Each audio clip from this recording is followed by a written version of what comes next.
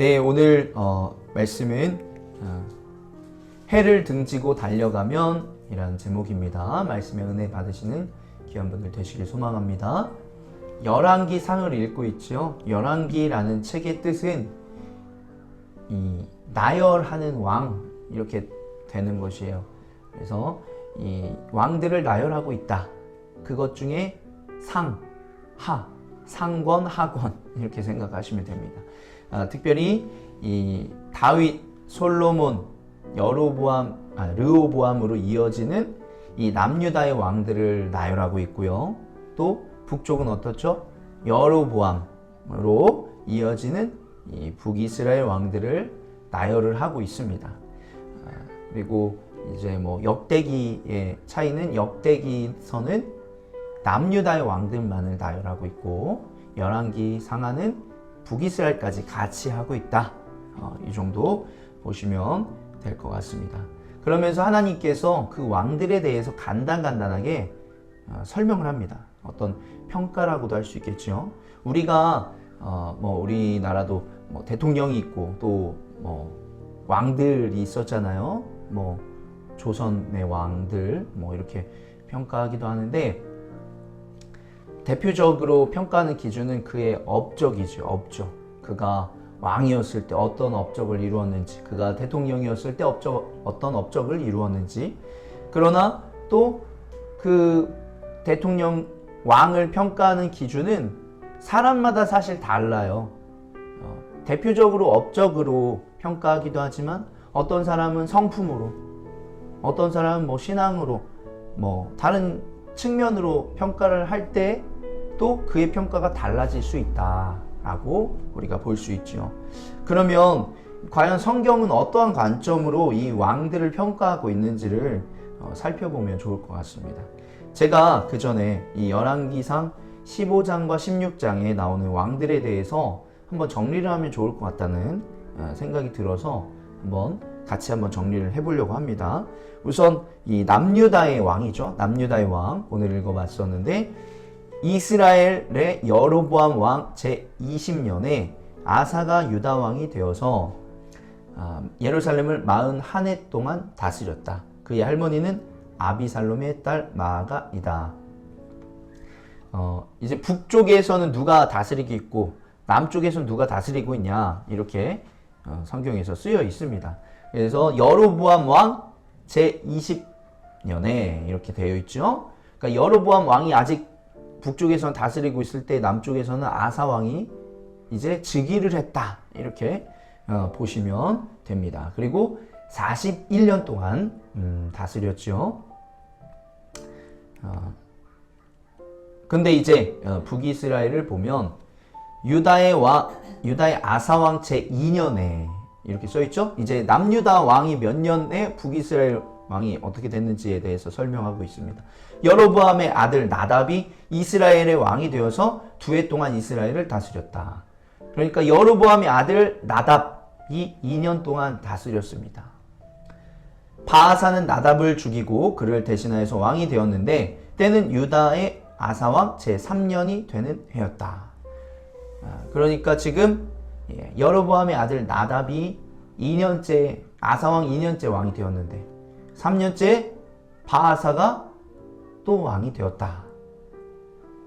그리고 33절에 유다의 아사왕 제3년에 아이야의 아들 바아사가 이스라엘의 왕이 되어서 디르사에서 24해 동안 다스렸다. 그러니까 이 지금 바아사는 24년 정도 북이스라엘을 다스린 거죠. 그러면 그 다음은 어떻게 돼요? 유다의 아사왕 제26년에 바아사의 아들 엘라가 이스라엘의 왕이 되어서 디르사에서 2해 동안 다스렸다. 이 바아사의 아들 엘라는 2년 동안 다스린 거예요. 그 다음에는 그러나 엘라의 신하이며 병거 부대의 절반을 지휘하는 시므리 장군이 엘라에게 반기를 들었다. 그때 엘라는 디르사에 있는 아르사 궁내 대신에 집에서 술을 마시고 취해 있었는데 시므리가 들어가서 엘라를 쳐 죽였다. 유다의 아사왕 제27년에 시므리가 엘라를 대신하여 이스라엘 왕이 되었다. 그래서 2년 동안 이 왕이 되었다가 시므리라는 사람이 또 반기를 들어서 죽이게 되었다. 이 시므리는 그러면 며칠을 다스렸냐? 제가 왜 며칠이라고 할까요? 유다의 아사왕 제27년에 시므리는 디르사에서 이스라엘의 왕이 되었으나 그의 통치는 7일 만에 끝났다. 7일 천하라는 그런 얘기가 있는데, 시므리가 엘라를 살해하고서 왕위를 차지할 그 무렵에 이스라엘 군대는 블레셋에 속한 기브돈을 치려고 포진하고 있었다. 그러나 진을 치고 있던 군대는 시므리가 반역하여 왕을 살해했다는 소식을 듣고서 바로 그 진에서 그날로 군 사령관은 오므리 장군을 온 이스라엘의 왕으로 세웠다. 어떠한 이유인지 모르겠지만 또 다른 군대 장관이었던 이 시므리도 군대 장관이었는데 또 다른 군대 장관을 세워서 이스라엘의 왕으로 세우고 싶습니다. 당신을. 이렇게 된 거죠. 그래서 오므리는 온 이스라엘을 이끌고 기브돈으로부터 올라와서 디르사를 포위하였다. 그때 시므리는 그 성읍이 함락될 것을 알고는 왕궁의 요새로 들어가서 그 왕궁에 불을 지르고 그 불길 속으로 들어가서 자기도 불에 타 죽었다. 7일 만에 왕이 되었다가 어떻게 보면 자살을 하면서 그렇게 끝난 거죠. 그리고 그 다음에 이제 유다의 아사왕 제31년에 오므리는 이스라엘의 왕이 되어서 12해 동안 다스렸는데 6해 동안은 디르사에서 다스렸다. 이렇게 됩니다. 이렇게 쭉 이어졌는데 잘 이제 정리가 안 될 수도 있어서 제가 한번 정리를 해드리면, 아사가 이제 41년 동안 다스린 동안 북이스라엘은 지금 몇 명이에요? 그 즉위된 왕으로 따지면 5명이고요. 왕이 있었던 때로 따지면 6왕이 바뀌었어요. 6왕이. 한 나라에서는 한 왕이 41년 동안 다스리고 있는데 북이스라엘에서는 6명의 왕이 바뀌었다. 이렇게 보면 될 것 같습니다. 그러면 왜 이렇게 많은 왕이 바뀌었냐라는 거예요. 성경이 왕을 평가하는 기준이라는 게 아까 있다고 했잖아요. 다른 말로 얘기하면 하나님께서 우리를 바라보시는 관점이 있다는 거예요. 또 다른 말로, 그럼 우리가 인생에서 중요하게 여기면서 살아가야 되는 것이 무엇이냐라는 거죠. 하나님께서 중요하게 여기시는 것이 우리에게도 당연히 중요하게 여겨야 되는 것이기 때문인 거예요. 그리고 오늘 이 부분을 함께 좀 나누었으면 합니다. 먼저 아사왕에 대해서 함께 나눠볼까요? 아사왕 열왕기상 15장 11절 12절. 아사는 그의 조상 다윗과 같이 주님께서 보시기에 정직하게 행하였다. 그는 성전 남창들 아시죠? 남자 그 몸을 파는 사람들을 이야기합니다. 남창들을 나라 밖으로 몰아내고 조상이 만든 모든 우상을 없애버렸다. 아사 왕은 여기 보면 다윗과 같이 주님이 보시기에 정직하게 행하였다. 이렇게 표현을 하고 있죠. 아사의 왕에 대해서 바로 표현할 때, 이제 북이스라엘 왕들에 대해서 평할 때는 뭐라고 하죠? 25절 26절 그냥 다 읽겠습니다. 유다의 아사왕 제2년에 여로보암의 아들 나답이 이스라엘 왕이 되어서 2해 동안 이스라엘을 다스렸다. 그러나 그는 주님께서 보시기에 악한 일을 하였다. 그도 그의 부친이 걷던 그 악한 일을 그대로 걸었으며 또 이스라엘에게 죄를 짓게 하는 그 잘못을 그대로 따랐다. 여로보암의 아들입니다. 그러니까 북이스라엘의 1대 왕 이후에 2대 왕이 나답인 거예요. 그런데 그 부친이 행한 악한 일대로 행했다라고 평하는 거죠. 그 다음 왕 바아사입니다. 바아사는 어떤 사람이었죠? 하나님께서 내가 여로보암 이 가문을 멸절시키겠다. 그것을 누구를 통해서? 바아사 너를 통해서 하겠다라고 한 사람이에요. 그러니까 지금 어떻게 보면 완전히 원수라고도 볼 수 있어요. 왜요? 한 가문을 멸절시킨. 즉 우리가 뭐 정치 세력이 여와 야가 뭐 있다고도 하고 하지만 바아사는 그전 왕과는 전혀 다른, 그러니까 그전 왕과 가문들을 다 멸절시키는 왕이에요. 한마디로 얘기하면. 그런데 성경에서 뭐라고 표현하죠? 유다의 아사왕 제3년에 아히야의 아들 바하사가 이스라엘의 왕이 되어서 디르사에서 24해 동안 다스렸다. 그는 주님께서 보시기에 악한 일을 행했고 여로보암이 걷는 그대로 걸었으며 이스라엘에게 죄를 짓게 하는 그 죄도 그대로 따라 지었다. 즉 사람 대 사람으로 원수일 수 있겠지만 행동으로는 여로보암의 길을 그대로 행했다는 거예요. 어떤 정치적인 성향은 달라질 수도 있었겠지만 그것을 떠나서 어떤 지금 신앙적인 관점은 여로보암이나 바하사나 똑같았다라는 거죠. 하나님께서 왜 지금 바하사를 통해서 멸절시켰어요? 그가 죄를 지었기 때문이에요. 하나님 보시기에 악을 행했기 때문인데 그것을 듣고 멸절한 바하사 역시 별반 차이가 없었다는 거죠. 그래서 하나님께서는 이렇게 말씀하시는 거예요. 이 바하사라는 뜻이 뭐냐면 티끌에서 만들어졌다 이런 의미입니다. 우리가 티끌하면 어떻죠? 굉장히 작은 것을 얘기하죠. 하나님께서 그래서 이렇게 얘기하는 거예요. 나는 너를 먼지 속에서 이끌어내어서 내 백성 이스라엘의 통치자로 삼았다. 그러니까 너 아무것도 아닌 사람인데 내가 이스라엘의 통치자로 삼았다는 거예요. 그런데 너는 여로보암과 같은 길을 걸어서 내 백성 이스라엘로 하여금 죄를 짓게 하고 그 죄 때문에 내 분노를 사는구나. 그러니까 자기가 하나님께 쓰임 받았다라고 생각을 한다면 하나님 보시기에 원하는 길로 가야 되는 것이에요. 그런데 어떻죠? 자기가 이제 왕이라는 거예요. 그렇게 되어서 결국은 이 성경에서 표현하는 그 어떤 이 하나님께서 중요하게 여기시는 것은 무엇이냐면 신앙이라는 거예요. 하나님께서 말씀하시는 길은 두 가지 길밖에 없습니다. 특히 한정지어서 우리가 뭐 두 가지 길밖에 없냐 이렇게 말할 수 있겠지만 이 열왕기에서 보는 길은 두 가지밖에 없다는 거. 어떤 길? 하나님을 온전히 섬기며 말씀에 순종하며 살았던 다윗의 길. 또 하나 아니면 우상을 숭배하고 가나안 문화에 동화되어서 살아갔던 여로보암의 길. 이 두 가지 길밖에 없다는 거예요. 하나님께서 왜 바하사를 택해서 여로보암 가문을 멸절했어요?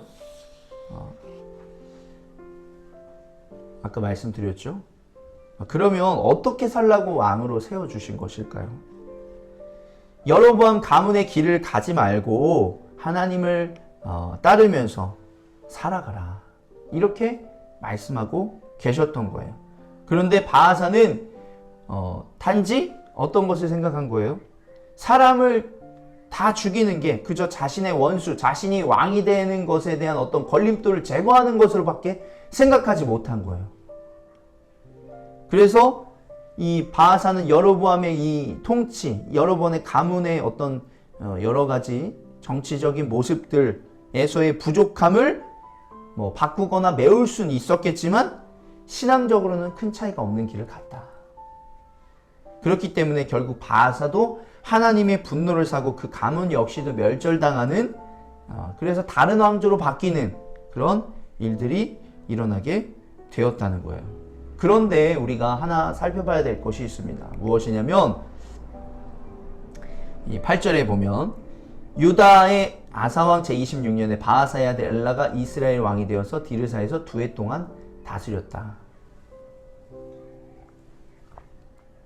아까 바하사가 몇 년을 다스렸다고 했죠? 24년 다스렸다고 했죠? 그리고 지금 그의 아들 엘라가 2년 다스렸어요.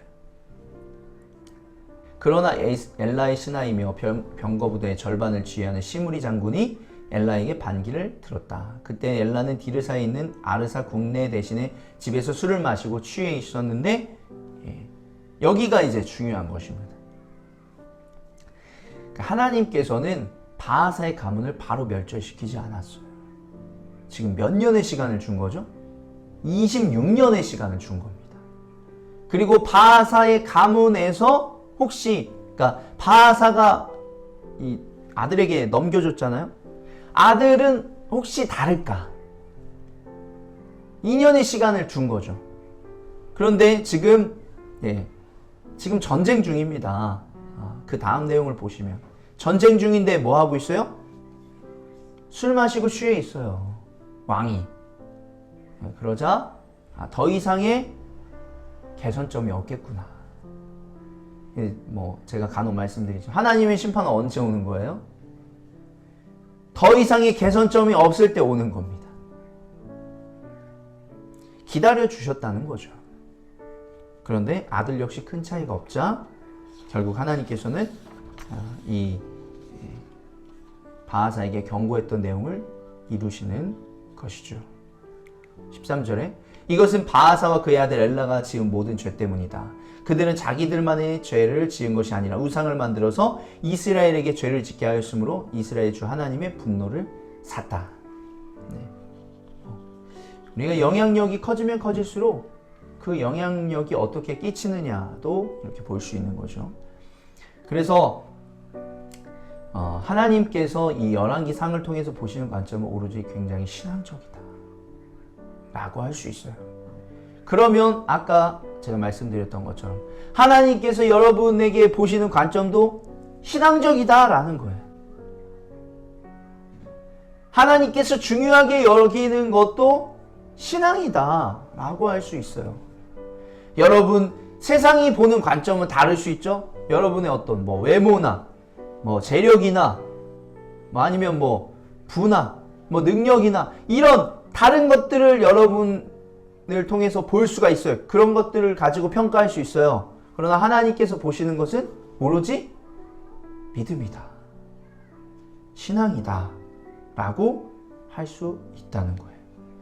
여러분은 과연 신앙, 하나님을 믿는 믿음이 여러분 가운데서 가장 중요하다고 생각하시는지, 아니면 그것보다 더 중요하다고 생각하시는지.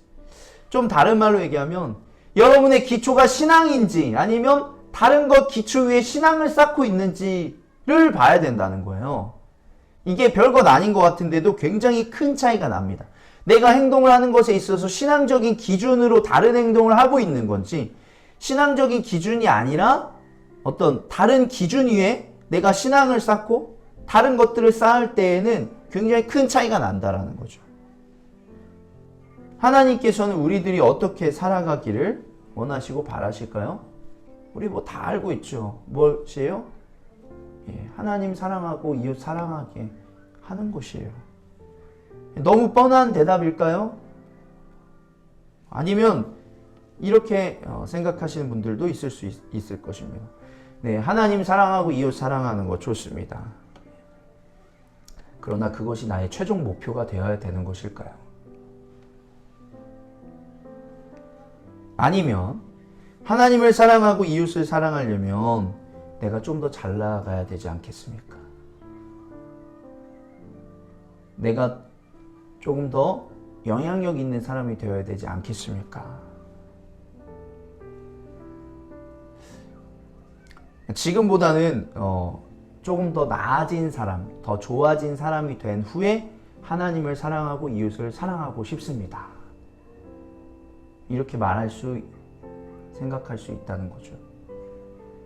큰 차이는 없을 수 있어요. 그러나 과연 그 마음의 중심이, 여러분 마음의 중심이 신앙이 우선되고 있어서 다른 것들을 쌓고 있는 건지, 아니면 내가 조금 더 나아진 사람, 더 좋아진 사람, 내 어떤 상황이나 환경이 더 달라진 다음에, 그 다음에 라고 하면 이미 다 틀어진 거예요.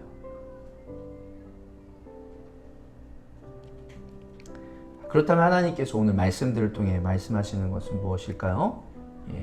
14절, 15장 14절입니다.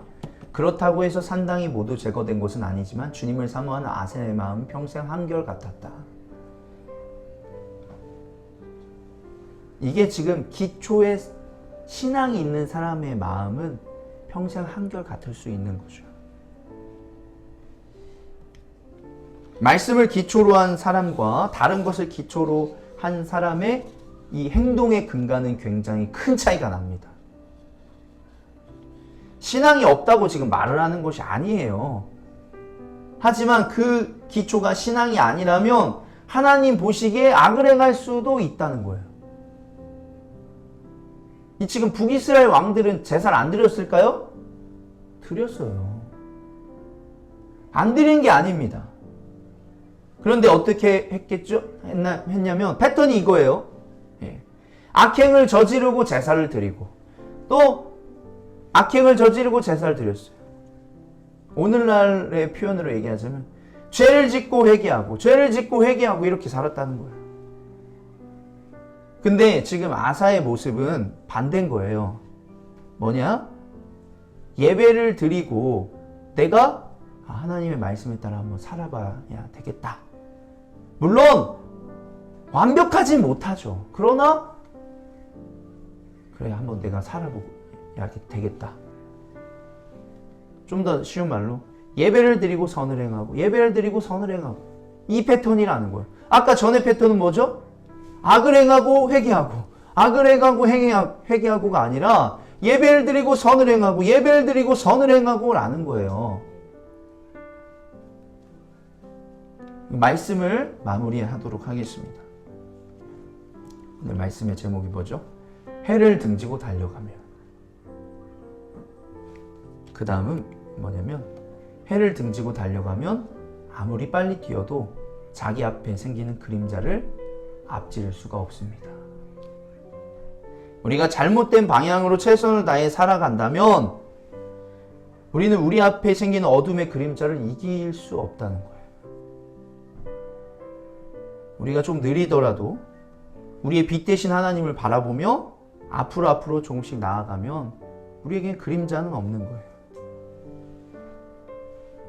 빛이 너무 밝으니까 선글라스를 끼면 될 수도 있겠지만 빛이 너무 밝으니까 느리게 걸어갈지는 모르겠지만 우리 앞에는 그림자는 없다는 거죠.